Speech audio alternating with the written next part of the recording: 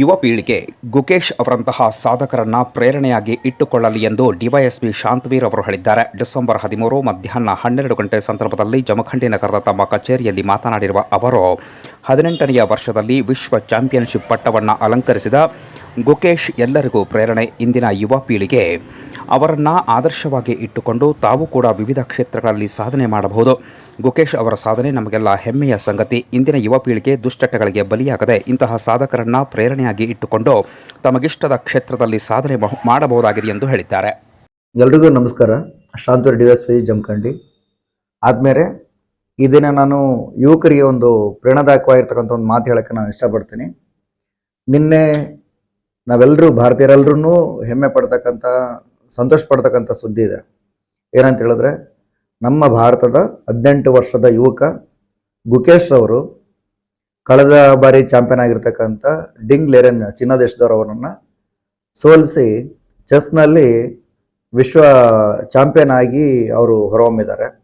ಹಾಗಾಗಿ ನಾನು ಮೊದಲಿಗೆ ಗುಕೇಶ್ ಅವರಿಗೆ ನಮ್ಮ ಇಲಾಖೆ ವತಿಯಿಂದ ಎಲ್ಲ ಭಾರತೀಯರ ಪರವಾಗಿ ನಾನು ಅಭಿನಂದನೆಗಳನ್ನು ಸಲ್ಲಿಸ್ತೀನಿ.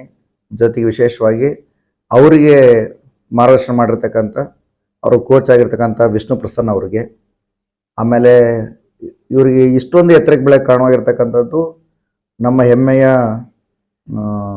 ಮೊದಲ ಚಾಂಪಿಯನ್ ಆಗಿರ್ತಕ್ಕಂಥ ಮಾಸ್ಟರು ವಿಶ್ವನಾಥ್ ಆನಂದ್ರವರ ಒಂದು ಅಕಾಡೆಮಿಯಲ್ಲಿ ಗುಕೇಶ್ ಅವರು ತರಬೇತಿಯನ್ನು ಪಡ್ಕೊಂಡ್ರು. ಹಾಗಾಗಿ ಗುರುವಾಗಿರ್ತಕ್ಕಂಥ ವಿಶ್ವನಾಥ್ ಆನಂದ್ರವರಿಗೆ, ಹಾಗೆ ಇದಕ್ಕೆ ಸಪೋರ್ಟ್ ಮಾಡಿರ್ತಕ್ಕಂಥ ಅವ್ರ ತಂದೆ ತಾಯಿಗೆ, ಆಲ್ಮೋಸ್ಟ್ ಅವರೆಲ್ಲರಿಗೂ ನಾವು ಅಭಿನಂದನೆ ಸಲ್ಲಿಸ್ತೀನಿ. ಜೊತೆಗೆ ಇದೆಲ್ಲ ಅಭಿನಂದನೆಗಳ ಅಥವಾ ಶುಭಾಶಯಗಳನ್ನು ನಾವೆಲ್ಲ ಭಾರತೀಯರು ಸಲ್ಲಿಸ್ಕೊಳ್ಬೇಕಾಗಿರ್ತಕ್ಕಂಥ ಒಂದು ವಿಚಾರ ಇದು. ಇವತ್ತು ನಾನು ಯಾಕೆ ಗುಕೇಶ್ ಅವ್ರದ್ದು ನೆನಪು ಮಾಡ್ತಾ ಇದ್ದೇನೆ ಅಂತ ಹೇಳಿದ್ರೆ,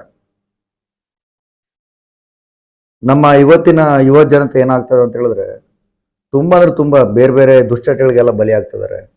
ಸಣ್ಣ ವಯಸ್ಸಿಗೆ ಬಿಡಿ ಸಿಗರೇಟ್ ಸೇರ್ತಾರೆ, ಮದ್ಯಪಾನ ಮಾಡ್ತಾರೆ, ಡ್ರಗ್ಸ್ ಸೇವನೆ ಮಾಡ್ತಿದ್ದಾರೆ, ಬೇರೆ ಬೇರೆ ಪ್ರೇಮ ಪ್ರಕರಣಗಳಿಗೆಲ್ಲ ಬಲಿ ಆಗ್ತಿದ್ದಾರೆ.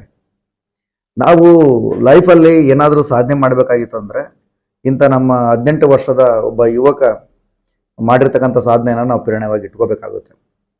18 ವರ್ಷದಲ್ಲಿ ಈ ಸಾಧನೆ ಮಾಡಿರ್ತಕ್ಕಂಥದ್ದು ಪ್ರಪಂಚದಲ್ಲಿ ಏಕೈಕ ವ್ಯಕ್ತಿ, ಮೊದಲಿಗೆ ವ್ಯಕ್ತಿ ಅವರು.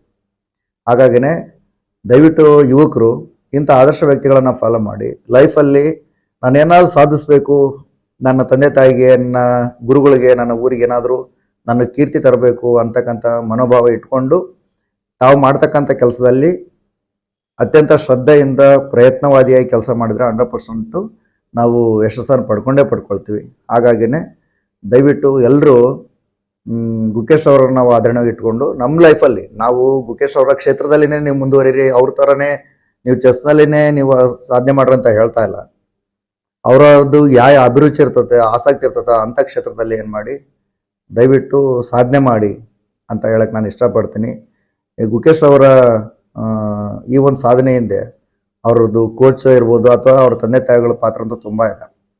ಇವನ್ ಅವ್ರ ತಂದೆ ಒಬ್ಬ ಡಾಕ್ಟರ್ ಆಗಿದ್ರು ಸಹ ತನ್ನ ಮಗ ದೊಡ್ಡವನಾಗಬೇಕು, ಚೆಸ್ನಲ್ಲಿ ತುಂಬ ಹೆಸರು ಗಳಿಸ್ಬೇಕನ್ನೋ ಕಾರಣಕ್ಕೆ ತನ್ನ ವೃತ್ತಿಯನ್ನು ಬಿಟ್ಟು ತನ್ನ ಮಗನಿಗೋಸ್ಕರ ಮಗನ ಎಲ್ಲೆಲ್ಲಿ ಹೋಗ್ತಾನೋ, ಯಾವ ಟೂರ್ನಮೆಂಟ್ ಆಡಕ್ಕೆ ಹೋಗ್ತಾರೋ ಅದೆಲ್ಲ ಟೂರ್ನಮೆಂಟಿಗೆ ತಾವೇ ಹೋಗಿ ಖುದ್ದಾಗಿ ತಮ್ಮ ಮಗನ ಜೊತೆ ಸಪೋರ್ಟ್ ಮಾಡ್ತಾ ಬಂದರು. ಹೀಗಾಗಿನೇ ಮಗನಿಗೆ ತಂದೆ ತಾಯಿಯ ಸಪೋರ್ಟ್ ಸಿಕ್ತು, ಒಳ್ಳೆ ಗುರುಗಳ ಆಶೀರ್ವಾದ ಸಿಕ್ತು. ಅದೆಲ್ಲದಕ್ಕಿಂತ ಹೆಚ್ಚಾಗಿ ನಾನು ಲೈಫಲ್ಲಿ ಏನಾದರೂ ಸಾಧನೆ ಮಾಡಲೇಬೇಕು ಅಂತಕ್ಕಂಥ ಅಚಲವಾಗಿರ್ತಕ್ಕಂಥ ವಿಶ್ವಾಸ ಇದ್ದಿದ್ದರಿಂದ ಅಷ್ಟು ಸಾಧನೆ ಮಾಡೋಕ್ಕೆ ಸಾಧ್ಯ ಆಗಿದೆ. ಹಾಗಾಗಿ ನಾನು ಪೇರೆಂಟ್ಸ್ಗೂ ನಾನು ಹೇಳ್ತೇನೆ, ಪೋಷಕರಿಗೆ ನನ್ನ ಕಡೆಯಿಂದ ಮನವಿ ಏನಂತ ಹೇಳಿದ್ರೆ, ನಿಮ್ಮ ಮಕ್ಕಳ ಮೇಲೆ ನೀವು ಇದೇ ಆಗಬೇಕು, ನಾವು ಅಂದ್ಕೊಂಡಿದ್ದೇ ಆಗಬೇಕಂತೇಳಿ ಯಾವತ್ತೂ ಒತ್ತಡ ಹಾಕಕ್ಕೆ ಹೋಗಬೇಡಿ. ಮಕ್ಕಳಿಗೆ ಅವ್ರದ್ದು ಆಸಕ್ತಿ ಏನಿದೆ, ಅವ್ರ ಅಭಿರುಚಿ ಏನಾಗಿದೆ, ಉತ್ತಮವಾಗಿರ್ತಕ್ಕಂಥ ಅವ್ರ ಕ್ಷೇತ್ರ ಯಾವುದು, ಅದನ್ನು ನಾವು ಚೆನ್ನಾಗಿ ಅರ್ಥ ಮಾಡಿಕೊಂಡು ಅದಕ್ಕೆ ನಾವು ಏನಾದರೂ ಸಪೋರ್ಟ್ ಮಾಡ್ತಾ ಹೋದರೆ, ಪ್ರೋತ್ಸಾಹ ಕೊಡ್ತಾ ಹೋದರೆ ಖಂಡಿತವಾಗಿಯೂ ನಮ್ಮ ಮಕ್ಕಳು ಸಹ ಗುಕೇಶ್ ಅಂತ ಅವ್ರದ್ದೇ ಆಗಿರ್ತಕ್ಕಂಥ ಕ್ಷೇತ್ರದಲ್ಲಿ ಬಹುದೊಡ್ಡ ಹೆಸರು ಮಾಡೋದ್ರಲ್ಲಿ ಯಾವುದೇ ಸಂಶಯ ಇಲ್ಲ ಅಂತ ಹೇಳ್ತೀನಿ. ದಯವಿಟ್ಟು ಯುವ ಜನತೆ ಬೇರೆ ಬೇರೆ ಚಟಗಳಿಗೆ ಬಲಿಯಾಗಬೇಡಿ, ಉತ್ತಮವಾಗಿರ್ತಕ್ಕಂಥ ಆರೋಗ್ಯವನ್ನು ರೂಢಿಸ್ಕೊಂಡು ಸಾಧನೆ ಮಾಡಿರಿ ಅಂತೇಳಿ ನನ್ನ ಕಡೆಯಿಂದ ವಿನಂತಿ. Thank you.